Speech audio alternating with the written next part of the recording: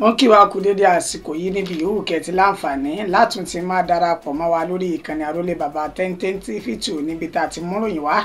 lájà ọba alẹ̀ bí nǹkan ṣe ń lọ káàkiri orígun mẹ́rẹ̀ẹ̀rin àgbáláyé ojú tẹ fún wọ̀wá ojú náà ní fọ́ etí tẹ fi gbàwọ̀ etí náà ní di láṣẹ lọ́wọ́ Elédùmarè ìròyìn fún ti àsìkò yìí náà lánàá gbàrà náà gbòòrò tá a tẹ̀sẹ̀ kúkú wọ̀nà tó jìn tá a ní ká tún mọ́ wá sójú mọ́ máwòrán àti ti ìgbọ́ ẹ̀yin tẹ jẹ́ olólùfẹ́ wa lópin ìgbà tó ti jẹ́ pé ẹ̀sìn náà ló lérè àgbò lóní kíkàn gbígbó ní tìtajà lórí ìkànnì tá a wà yìí ní tó bá wa tó sì jẹ́ wá lógún jùlọ ó ní gbádùn ẹ̀yin tẹ jẹ́ olólùfẹ́ wa ká mọ́ gbé yín débẹ̀ lóòrèkóòrè nípa àwọn ìròyìn wa lálájà ọbalẹ̀ ìròyìn fún ti àsìkò yìí náà tún rèé orúkọ oníròyìn yín kò yípadà àyànfẹ́ Elédùmarè òun lèmi jẹ́ ẹjẹ́ àwọn kókó tí ń bẹ́ẹ̀ nù ròyìn ṣáájú ẹ̀kúnrẹ́rẹ́ rẹ̀. Mínísítà fọ́rọ̀ ètò ẹ̀kọ́ ilẹ̀ yìí ló ṣe àbẹ̀wò òjijì sí ilé ìwé King's College tó wà ní ìpínlẹ̀ Èkó lénìí. Àjọ ẹ̀ṣọ́ aṣọ́bodè ilẹ̀ yìí ti kó gbogbo ohun ìjà olóró tó tó 1,599 tí wọ́n gbà lọ́wọ́ àwọn fàyàwọ́ fún iléeṣẹ́ ètò ààbò ilẹ̀ yìí ní ìpínlẹ̀ Èkó. Ẹ foríjìn wá kẹ́ ẹ sì gbàgbé àṣìṣe wa iléeṣẹ́ ìpè MTN nárawọ́ ẹ̀bẹ̀ sí gbogbo ọmọ orílẹ̀-èdè Nàìjíríà lórí àfikún owó dátà tán ṣe wọ́n sọ di mímọ̀ wípé àṣìṣe ńlá gbáà ni. Orí kó ènìyàn 14 yọ níbi ìjàmbá ọkọ̀ ojú pópó ní ìpínlẹ̀ Èkó. Iná ńlá tó ṣẹ́yọ ní ilé alájà 7 ní ìpínlẹ̀ Èkó bà ọ̀pọ̀lọpọ̀ dúkìá olówó iyebíye jẹ́. Àwọn akẹ́kọ̀ọ́ ilé ẹ̀kọ́ gíga ìlú Ìbàdàn náà tó ti ṣe ìwọ́de lórí àìsí iná mọ̀nàmọ́ná nínú ọgbà ọ̀hún. Gẹ́gẹ́ bí fídíò náà bí ó ṣe tún ti ń jáde tó ń tẹ̀ wá lọ́wọ́ báyìí wàhálà mìíràn láàrin ọlọ́pàá àti ikọ̀ ọmọ ogun ilẹ̀ yìí ní ìpínlẹ̀ Benue níbi tí ikọ̀ ọmọ ogun ilẹ̀ yìí náà tó ti ṣe bẹ́ẹ̀ lu agbófinró tó jẹ́ ọlọ́pàá lálùbami òkú. Ìròyìn náà dé ní ẹ̀kúnrẹ́rẹ́. Mínísítà fọ́rọ̀ ètò ẹ̀kọ́ ilẹ̀ yìí ṣe àbẹ̀wò òjijì sí ilé ìwé King's College lónìí láti wo ibi tí ètò ẹ̀kọ́ náà tí wọ́n bá dé àti tó kù láti ṣe sí àwọn ilé ẹ̀kọ́ ọ̀hún. Gẹ́gẹ́ bí ìròyìn náà bí ó ṣe ti ń tẹ̀ wá lọ́wọ́ lẹ́ni tí ń ṣe ọjọ́ 13 oṣù kejì ọdún tá a wà yìí òní tó jẹ́ mínísítà fọ́rọ̀ ètò ẹ̀kọ́ lórílẹ̀‐èdè Nàìjíríà Túnjí Aláùsá ló ṣe àbẹ̀wò sí ilé ẹ̀kọ́ ìgírámà èyí tí wọ́n pe orúkọ rẹ̀ ní King's College tó wà ní Tafawa Balewa Square ní ìpínlẹ̀ Èkó gẹ́gẹ́ bí ó ṣe ṣe ní àlàyé nígbà tó ń bá àwọn akẹ́kọ̀ọ́ náà tó ń bá wọn sọ̀rọ̀ lẹ́yìn tó ṣe àbẹ̀wò sí àwọn agbègbè kọ̀ọ̀kan bíi ìyàrá ìkàwé ilé ẹ̀kọ́ náà tó tún fi mọ́ chemistry lab, physics lab, biology labs àti oríṣiríṣi àwọn àyè míì tí Túnjí Aláùsá tó ṣe àbẹ̀wò sí lẹ́yìn tó ṣe àbẹ̀wò sí gbogbo àwọn àyè yìí tán níṣẹ́ ló ní ìtàkùrọ̀sọ pẹ̀lú àwọn akẹ́kọ̀ọ́ ní ilé ẹ̀kọ́ náà níbi tó ti sọ dímọ̀ wípé àbẹ̀wò tí mo ṣe yìí mi ò fún ẹnikẹ́ni lára kí n tó wá síbẹ̀ a sì nílò irú àwọn àbẹ̀wò yìí láti lè mọ ibi tí ètò ẹ̀kọ́ dé ní orílẹ̀-èdè Nàìjíríà ká lè mọ ohun tó ń jẹ àwọn akẹ́kọ̀ọ́ yìí ká lè mọ tó ń jẹ wọ́n níyà láti pèsè rẹ̀ fún wọn. Ó ní gbogbo àwọn àyè tí mo ṣe àbẹ̀wò sí ní ilé ẹ̀kọ́ yìí níṣe ni kò dùn mọ́ mi nínú tí kò sì bófin mu bó ṣe tó àti bó ṣe yẹ kọ́ ni àwọn àyè náà wà èyí tó ń túmọ̀ sí wípé wọ́n nílò àtúnṣe sí àwọn àyè ọ̀hún nígbà tí Túnjí Aláùsá tó sì ṣe ní àlàyé pé bí mo ṣe wá ṣe àyẹ̀wò báyìí ní kété tí n bá ti dé olùlulẹ̀ yìí tí ń ṣe Àbújá òní ti máa gbé ìgbésẹ̀ lórí bá ṣe ṣe àtúnṣe sí àwọn agbègbè àti ìyàrá ìkàwé tó fi mọ́ àwọn láàbù gbogbo tá a ṣe àbẹ̀wò sí tó kù díẹ̀ káàtó yìí. Fídíò náà bẹ́ńbì níbi tí Túnjí Aláùsá mínísítà fẹ́tọ̀ ẹ̀kọ́ orílẹ̀-èdè Nàìjíríà tó ti ṣàbẹ̀wò ọ̀hún. Went around. I went to several of the classrooms. I went to the student dining room to join them to see what they are having for breakfast. I asked them about the quality of their food, and to my satisfaction, the students were very happy about the quality of the food they are being served. They said the food is nutritious and tasty. So we now proceeded to go to the student dormitories and also visited all the labs, the physics lab, the chemistry lab, the biology lab, and the technical drawing lab as well. I also went to the ICT center. What I found out, in all honesty, the campus is extremely dirty. The classrooms were littered. And I've confronted the principal about this. I know there's huge infrastructural decay in the buildings that I saw. A lot of buildings, those buildings were built decades ago, but the good thing about them, about those buildings, they're all still standing strong, but they're badly maintained. What we now need as a government is to move more resources to rehabilitate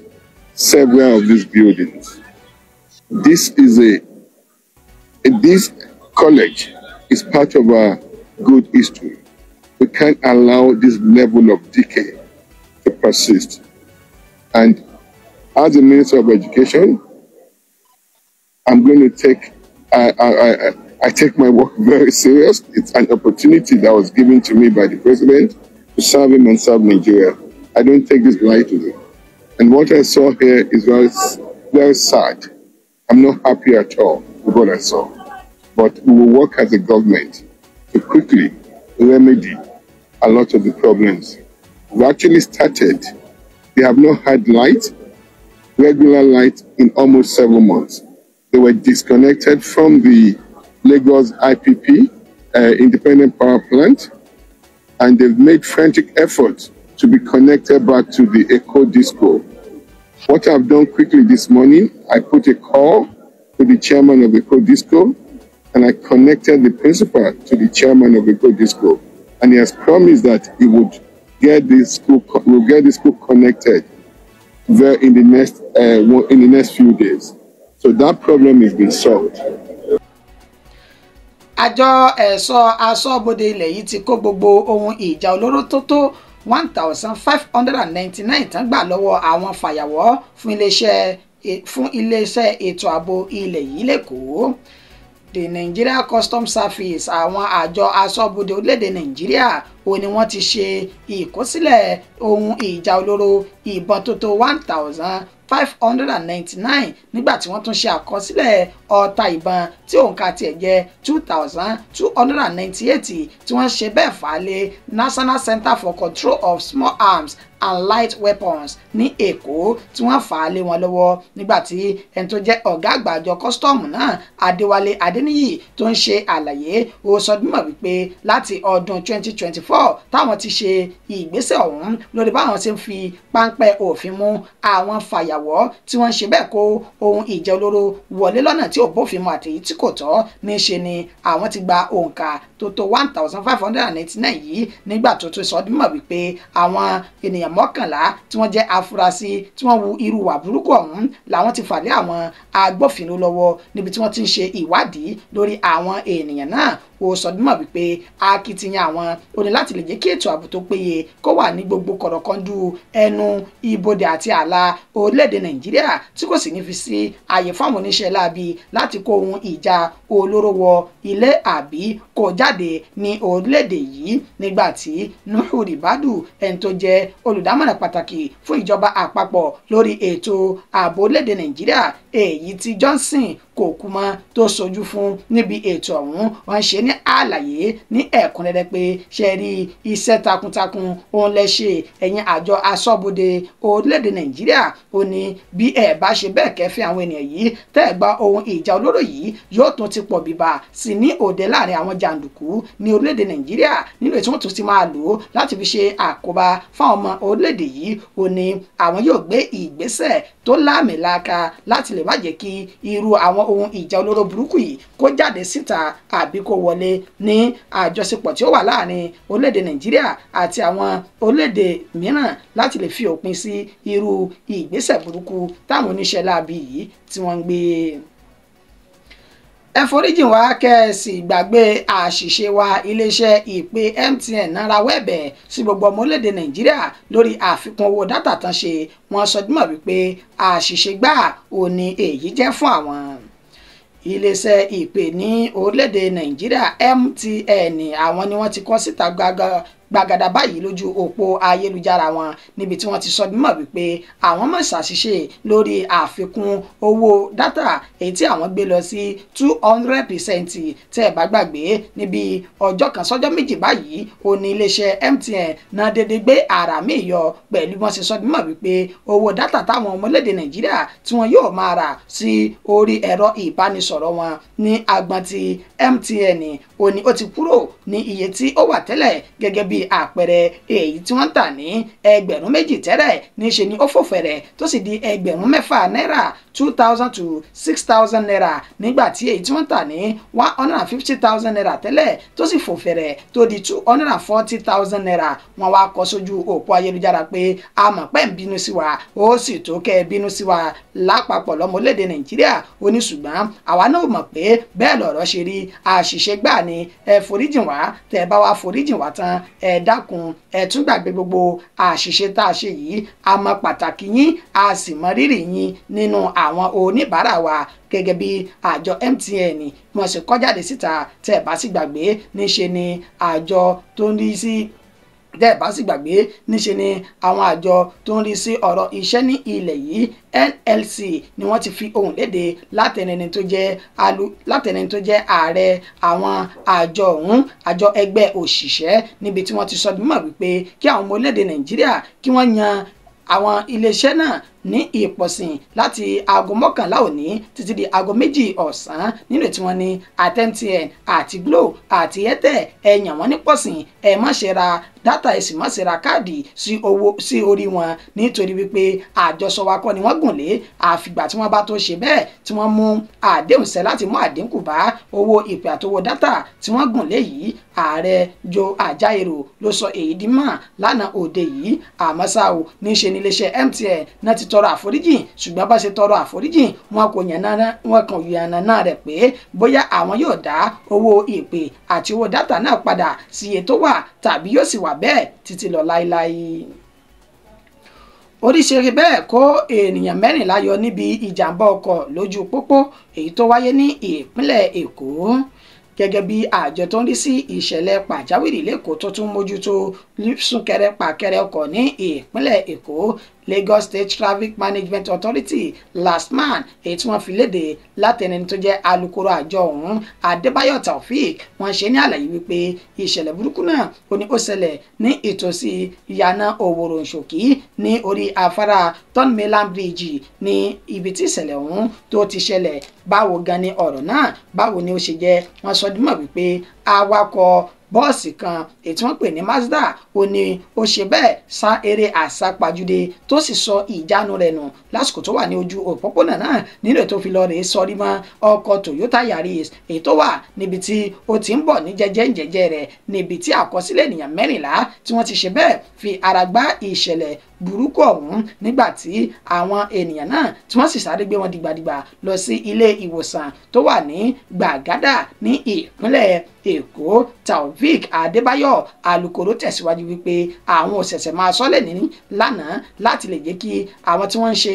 iṣẹ́ ọkọ̀ wíwà ní ìpínlẹ̀ Èkó àtàwọn tí wọ́n ń lo ojú pópó lápapọ̀ kí wọ́n máa fi sùúrù àti pẹ̀lẹ́kùtù ṣe ohun gbogbo lójú òpópónà ó ní adúpẹ́ pé àwọn ènìyàn náà wọn kò jẹ́ Ọlọ́run nípè ṣùgbọ́n gbogbo wọn náà ni wọ́n fi ara pa yàmàyàmà kó tó di wípé ambulance èyún ọkọ̀ gbòkú gbálàárẹ̀ ẹ̀ka ti àjọ LASTMAN náà wọ́n wá dé síbi tí ìṣẹ̀lẹ̀ ọ̀hún ti ṣẹlẹ̀ nínú èyí tí wọ́n ti gbáwé èèyàn náà lọ sí ilé ìwòsàn. Iná ńlá tó sọ ní ilé alájà méje ní ìpínlẹ̀ Èkó ti bà ọ̀pọ̀lọpọ̀ dúkìá olówó iyebíye jẹ́ ní ìpínlẹ̀ náà gẹ́gẹ́ bí ilé alájà méje kan tí a mọ̀ ṣe àfihàn rẹ̀ lójúmọ́ máwòrán bó ṣe gbiná jẹ èyí tí wọ́n sọ dímọ̀ wípé ó jẹ́ ti AG Leventis Ido House èyí tí ó wà ní Òyìngbò ní ìpínlẹ̀ Èkó. Ilé alájà méje ọ̀hún ó ní ẹ̀ka kan lára ilé náà ó ní ó sọ iná dorin tó sì bẹ̀rẹ̀ sí ní kọ́ ní í ṣe ní àjọ panápaná ní ìpínlẹ̀ Èkó wọ́n gbìyànjú láti ṣe akitiyan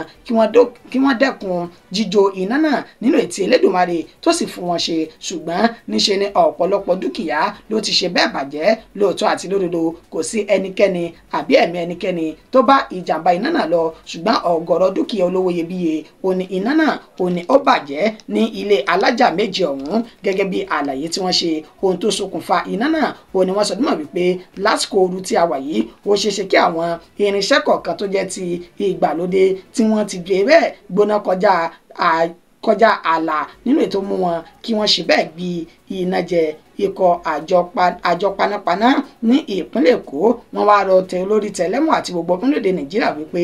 ẹja ya ikọ̀ ojú ni alákànfin sọrí lásìkò tá a bá sì lo àwọn irinṣẹ́ yìí ẹja máa pa wọ́n kó lè máa fún wọn ní ìfọ̀kànbalẹ̀ káwọn náà sì máa tutù torí wípé àsìkò yìí inú ooru ni ó sì máa ń bí oríṣiríṣi nǹkan sílẹ̀. Àwọn akẹ́kọ̀ọ́ ní ilé ẹ̀kọ́ gíga ìlú Ìbàdàn náà tún ṣe ìwọ́de lórí àìsí iná mọ̀nàmọ́ná nínú ọgbà UCH. Gẹ́gẹ́ bí ìròyìn náà bí ó ṣe ti ń tẹ̀ wá lọ́wọ́ tá a sì ti mú wá láti bí ọjọ́ mélòó kan sẹ́yìn nínú èyí tí àwọn akẹ́kọ̀ọ́ ilé ẹ̀kọ́ gíga ti ìlú Ìbàdàn UI University of Ibadan tí wọ́n ti ṣe ìwọ́de ìfẹ̀hónúhàn lórí àìsí iná mọ̀nàmọ́ná nínú ọgbà UCH fún odidi 100 ọjọ́ sẹ́yìn báyìí ní í ṣe ni ẹni tó jẹ́ mínísítà fọ́rọ̀ ohun àmúṣagbára nílẹ̀ yìí èyún Adébáyọ̀ Adélabú ètò ṣe àbẹ̀wò sí ilé ìwòsàn UCH náà níbi tí ó ti ṣe bẹ́ẹ̀ fi ọwọ́ mẹ́wàá sọ̀yà pé láàrin ọjọ́ kan sí ọjọ́ méjì gbáko wọn ò tanná iná inú ilé ìwòsàn UCH náà ṣùgbọ́n sí ìyàlẹ́nu níṣe ni àwọn akẹ́kọ̀ọ́ ni wọ́n tún túyàyà jáde síta lẹ́nìí ní èyí tí wọ́n ṣe ìfẹ́ náà pé ọ̀rọ̀ orí bá a ṣe sọ́mọ̀ bẹ́ẹ̀ kọ́ ni wọ́n ṣe wí o wọn ò tí ì mú àdéhùn wọn ṣẹ lórí pé wọ́n fẹ́ tanná iná ilé ìwòsàn náà nígbà tí iléeṣẹ́ oníròyìn tí wọ́n kàn sí ẹni tó jẹ́ alukoro fún ilé ìwòsàn UCH náà èyí fún mi Adétúnyìbí ó ṣe ní àlàyé pé iná ń bẹ nínú ọgbà UCH o ṣùgbọ́n wọn ò tanná ẹ̀ka ti àwọn akẹ́kọ̀ọ́ èyí tí ó fa awuyewuye àti ìwọ́de nígbà tí àwọn akẹ́kọ̀ọ́ ọ̀hún tí wọ́n sì ń sọ̀rọ̀ àti tí wọ́n fi ẹ̀dùn ọkàn wọn àti ojú ìwòye wọn tí wọ́n fi hàn sí ìgbésẹ̀ èyí tí ìjọba àpapọ̀ tán gbé lórí ọ̀rọ̀ iná mọ̀nàmọ́ná náà wọ́n sọ bímọ wípé akẹ́kọ̀ọ́ onímọ̀ ìṣègùn òyìnbó ni àwọn nílò iná gidigidi torí wípé àwọn nǹkan kan bẹ táwọn gbọ́dọ̀ finá ṣe nínú láàbù àti àwọn ìgbáradì míì tó yẹ kí àwọn lò tí àwọn lo iná fún láti lè jẹ́ kí ètò ẹ̀kọ́ àwọn kó yìn koro wípé kí n ló wá dé tí ìjọba àpapọ̀ wọn ò tún tan iná fún àwọn náà èyí tí wọ́n ní àwọn yóò máa tẹ̀síwájú nínú ìwọ́de àti ìfẹ̀hónúhàn yìí ni àfìgbà tí wọ́n bá tó tanná sí ẹ̀ka ti ọ̀dọ̀ tàwọn náà ṣùgbọ́n lásìkò yìí ní sinina ti ń bẹ ní inú ilé ìwòsàn UCH nìbàdàn. Gẹ́gẹ́ bá a ṣe mú ìròyìn náà wá ṣáájú ní àkókò yìí níṣe ni a ti sọ di mímọ̀ wípé oríṣiríṣi ìpèníjà àti ìkọlù òní àwọn amòfin orílẹ̀-èdè Nàìjíríà ń ṣe síra wọn nínú èyí tí wọ́n mú kí wọ́n fi gbé òfin tán fi ń gbé janlẹ̀ tẹ́ ẹ bá gbàgbé nínú ìròyìn tá a ti mú wá ṣáájú tàsìkò yìí níṣe ni ikọ̀ Àmọ̀tẹ́kùn ikọ̀ àjọ civil defence ikọ̀ ọlọ́pàá àti ikọ̀ ọmọ ogun ojú òfurufú ni wọ́n ti kó dojú ìjà kọra wọn ní àwọn ìpínlẹ̀ mẹ́ta ọ̀tọ̀ọ̀tọ̀ ṣùgbọ́n báyìí nínú ìròyìn tá a tún mú wá níṣe ni wàhálà mìíràn ló tún bẹ́ sílẹ̀ láàrin ọlọ́pàá àti ikọ̀ ọmọ ogun ilẹ̀ yìí ní ìpínlẹ̀ Benue gẹ́gẹ́ bí fídíò ọ̀hún nínú àlàyé tí wọ́n ṣe wọ́n sọ dímọ̀ wípé ọmọ ogun ilẹ̀ yìí kan ó ní ó ń lọ sí ilé rẹ̀ ní ìpínlẹ̀ ọ̀hún nílò tí wọ́n ní ọlọ́pàá ó ṣe bẹ́ẹ̀ dá dúró lóòótọ́ àti lódodo kò mọ̀ wípé ìkan lára àwọn ọmọ ogun ilẹ̀ yìí ó ní arákùnrin náà lẹ́ni tí ó sì fẹ́ máa ṣe bẹ́ẹ̀ ṣe àṣemáṣe pẹ̀lú ikọ̀ ọmọ ogun ilẹ̀ yìí èyí tó mú kí inú bí arákùnrin náà tí wọ́n sì fi éjì pẹ́ta nílò tí wọ́n bá ara wọn fa wàhálà ọ̀pọ̀rọ̀ kágbọ̀n afẹ́fẹ́ oníbalọ̀ fídíò náà bẹ́ńbì níbi tá ti ṣe àfihàn rẹ̀ fún yín tẹ́yìn náà wò bí ọ̀rọ̀ náà bí ó ṣe ṣẹlẹ̀ àmọ́ ẹ má bínú a kò ní láǹfààní láti gbé ohùn sí inú fídíò ọ̀hún nítorí àṣẹ àti ìlànà ìkànnì YouTube èyí tá a wà yìí.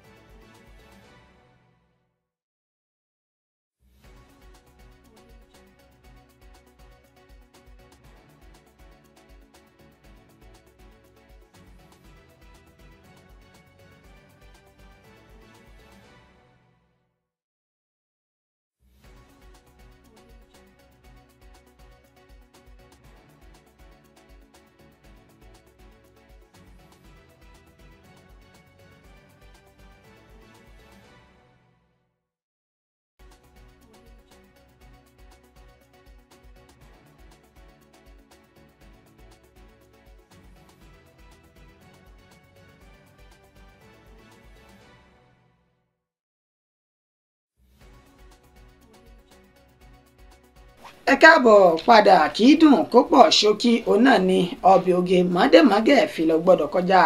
ìpéǹpéjú akí oníyàn wípé ẹ̀ṣẹ̀ ọlọ́kẹ̀ṣẹ̀ yìí tẹ́ bá wà jẹ́ ẹkú àìbínú ìròyìn wa kò jù báyìí lọ fún ti àsìkò yìí ẹni tó ṣe àkójọpọ̀ rẹ̀ tó tún mọ wá sójú mọ́ màwòrán àti ti gbọ̀yìn òun náà ni àyànfẹ́ Elédùmarè títí di ìgbà tá a tún padà máa fún wa níròyìn mi ó kọ́ mi ò ní yí padà ṣùgbọ́n ẹ má gbàgbé láti bá wa ṣí àwọn ètò yìí kẹ́ bá wa fún káàkiri kódà àwọn àyè ibi tí ó yẹ kó dé Elédùmarè yóò sì máa wà pẹ̀lú ẹnì kọ̀ọ̀kan wa ó dàbọ̀ oorun ayọ̀ láòsùn.